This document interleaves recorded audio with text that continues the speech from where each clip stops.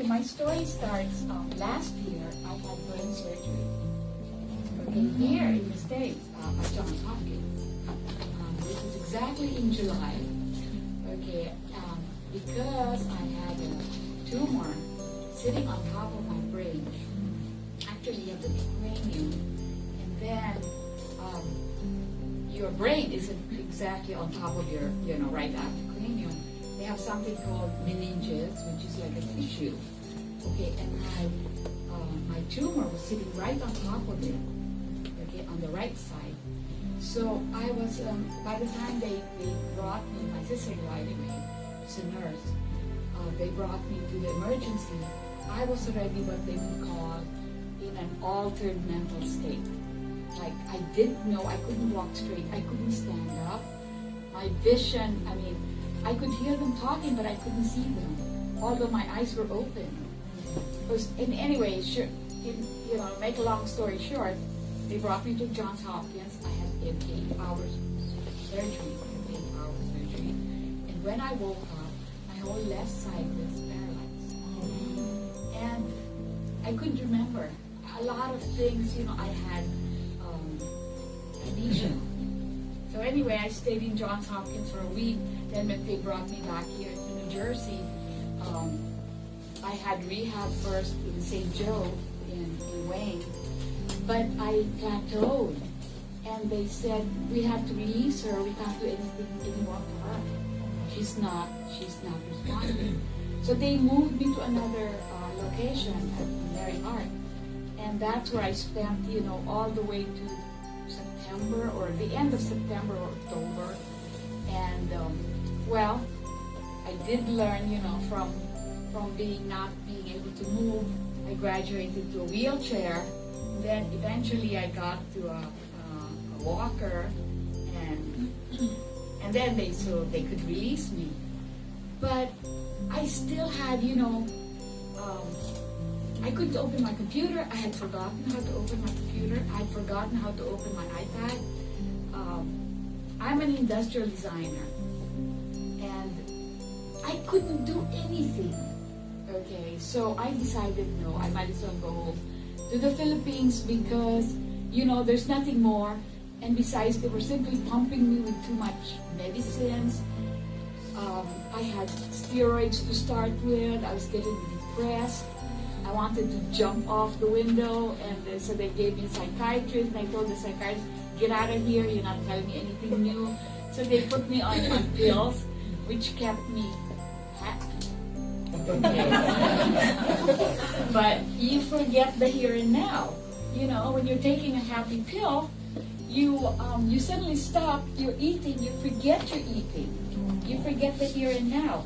I think that's basically what drug addicts go through. They forget the here and now, but they're happy. So, because in short, I went back to the Philippines, and in December, some Korean lady said, "Why don't you try?" Oh, in the Philippines, I was going to an acupuncturist because I would sit for 5 minutes and I would, swell. From the waist down, I was so big. I looked like I was 5 months pregnant, because of the drugs that they had me on. My blood pressure, I was taking 2 blood pressure medication, one a diuretic and another one to, normalize my blood pressure. I was a mess, okay? So anyway, this acupuncturist said, there was a lady said that gave me these samples. Why did you try it? So I did. December, January, February, by the beginning of March, it was like a whole curtain was lifted off my brain. My brain didn't feel like it was empty anymore. I could remember things. I brought back my welcome cards. Get well cards. None of the signatures I knew. I didn't know anybody who, sent those cards. So really, lucky for me, I knew my direct family members. But that's about it. I didn't know my friends. So, it was like that. And then I just kept on getting better and better on HemoHIM. And then, so in March, April, I said, okay, I want to be a member. And they said, I'm sorry, they tried to put me into Korea, the Philippines isn't open yet. They're not going to open until next year. Okay, so there was nothing that they could do. So finally, I found a loophole. I could register in the States. Okay, so I got on the website and I registered.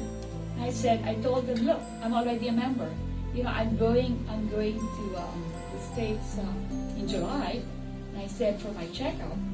And I said, I might as well go and see a center. I've never seen a center. Meet some Atomy members and all that. So I did.